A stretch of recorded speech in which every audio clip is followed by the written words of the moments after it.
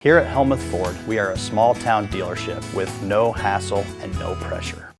The 2024 Hunter's Breakfast, provided by Watch Your Fire and Rescue, is this Saturday, October 26th at the Watch Your Fire Station from 7 to 11 a.m. They'll have sausage, bacon, eggs, pancakes, biscuits, and gravy, and carry-out is available. Everyone is welcome, and a free will donation will be accepted. For the 2024 Watch Your Fire and Rescue Hunter's Breakfast this Saturday morning from 7 to 11 a.m. at the Watch Your Fire Station. Delta Fire and Rescue presents the Delta Haunted House at 109 North Center Street in Delta. Admission is just $10 per person. The Delta Haunted House is open each Friday and Saturday throughout October and on Halloween night from 8 to 10 p.m. Food and drinks will be available for purchase. And now accepting cash and most major credit cards. It's the Delta Fire and Rescue Delta Haunted House. Fridays and Saturdays in October and on Halloween night.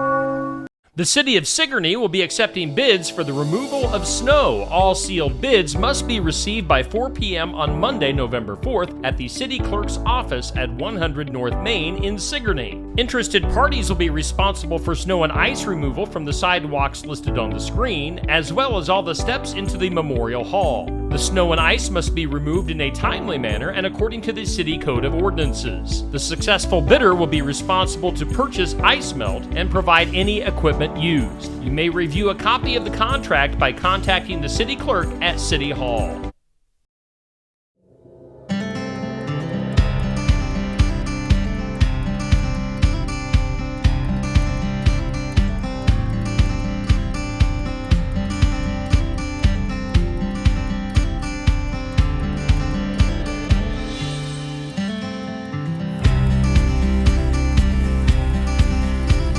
Welcome to Mahaska County Conservation's Great Outdoors. I'm Laura DeCook, the naturalist for the Mahaska County Conservation Board, and I'm out at Quercus Wilderness Area, which is located 7 miles south of Oskaloosa, just off Highway G71.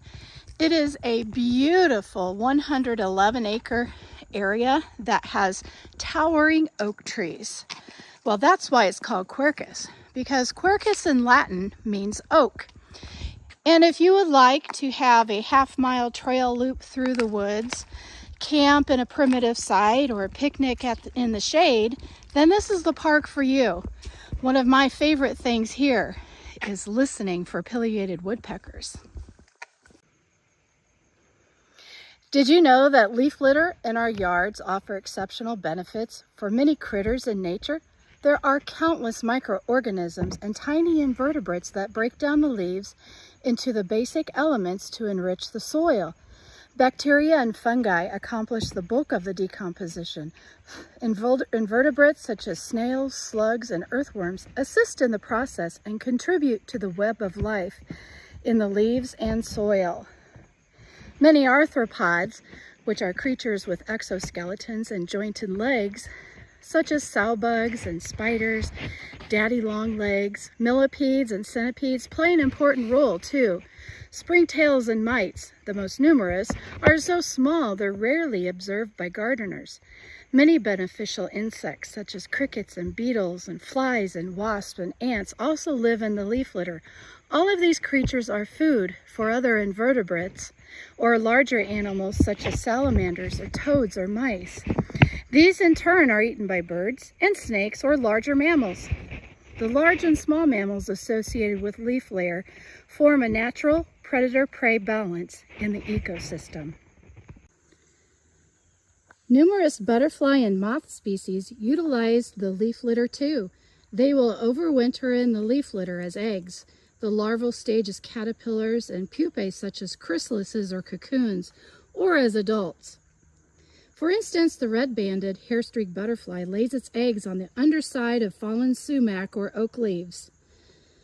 Then the eggs hatch and the caterpillars eat the leaves and then overwinter in the leaf layer as late-stage caterpillars or chrysalises. The tawny emperor butterfly caterpillars wrap themselves in a curled leaf over winter as caterpillars. Fuzzy woolly bear caterpillars will soon be searching for food and spots under the leaf layer where they can hibernate for the winter. In the spring, each woolly bear caterpillar will spin a cocoon and emerge as an Isabella tiger moth. The Luna moth, one of our largest and most beautiful moths, overwinters in a cocoon in dead leaves. Well, I didn't see anything looking through the leaf litter in that spot, but there will be eventually soon. Did you know leaf litter benefits birds too? In your yard, you may see ground-feeding eastern towhees, gray catbirds, northern flickers, and sparrows picking through the leaves. They find insects and other invertebrates to feed themselves and their protein-hungry nestlings. Birds nest in your yard. Search for leaf layer for nesting materials such as leaves, stems, twigs, and moss. And also, in our society, we're expected to make our yards look neat. We conscientiously rake or blow leaves into piles, then stuff them into bags. Picked up at the curb, the leaves end up in a landfill or huge leaf compost pile. Unfortunately, when we treat our leaves as trash, we're also throwing out the butterflies and moths that will grace our yards next spring and summer. So consider choosing some leaves so they can decompose naturally in the yard and be a winter home for many insects. If you want to start small, rake some leaves into the back corner of your yard. Well, thanks for joining me today in Mahaska County's Great Outdoors, and we'll see you next time.